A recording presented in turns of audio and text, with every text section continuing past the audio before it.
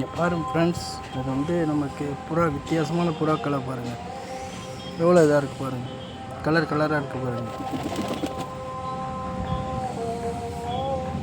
பாருங்க எவ்வளோ அழகாக உட்காந்துருக்கு பாருங்கள்.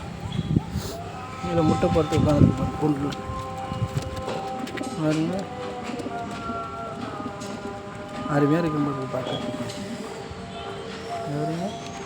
ஏ அப்பா, சூப்பராக கலர் கலர் போ.